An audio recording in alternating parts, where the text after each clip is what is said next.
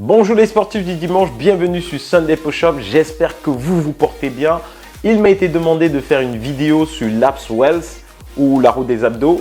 Vous connaissez cet exercice qu'on me voit généralement faire à la fin de mon générique. Eh bien, c'est chose faite parce que dans cette vidéo, vous allez découvrir comment réaliser cette figure.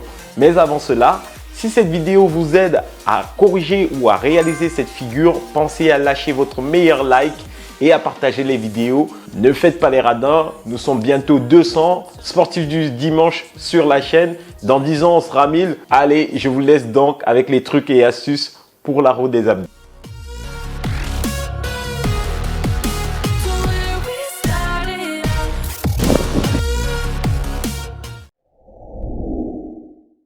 Bon, la roue abdominale, c'est un masterpiece pour les abdos. C'est celui que je vous encourage à faire de loin devant tout autre type d'exo abdominal.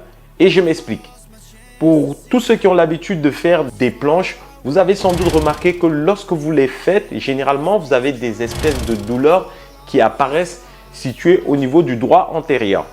Eh bien, avec la roue des abdos, ce problème, il disparaît ou presque en fonction du niveau que vous utiliserez bien évidemment pour vous entraîner. Sachez que cet exercice est premios pour l'isolation abdominale et parallèlement peut travailler d'autres groupes musculaires. Mais ça, on verra ça à la fin de la vidéo. Pour la roue des abdos, nous allons commencer par le niveau le plus bas et ensuite nous allons monter graduellement jusqu'au niveau pro.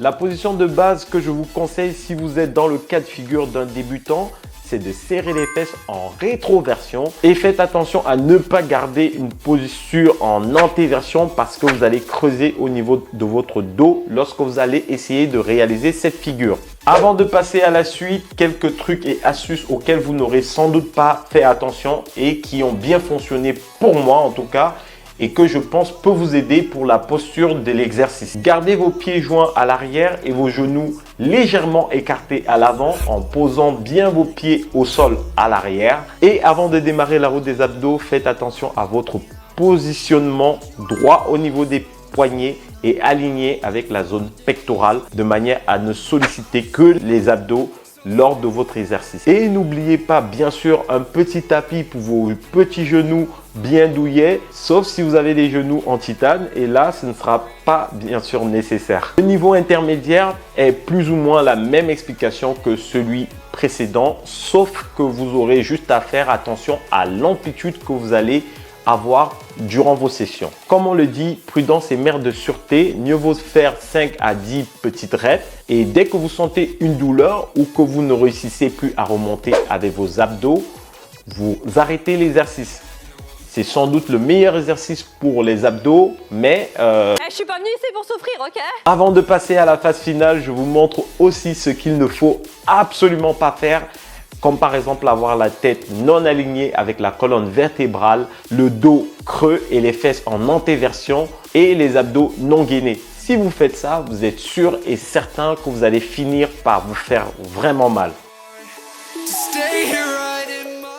Pour la phase finale qui est le niveau pro, on va sur la pointe des pieds en gardant en tête que l'exercice, quoi que vous fassiez et même à un niveau débutant, ce que j'expliquais au début, aura un renforcement pour les lombaires, un renforcement et stabilisation pour les épaules et ainsi qu'un renforcement pour les gainages. En sachant que ce type d'exercice cible uniquement le grand droit et le transverse. Bien sûr, je prends en compte le fait que d'autres groupes musculaires rentreront dans ce cas de figure, mais ce n'est pas la question sur cette vidéo.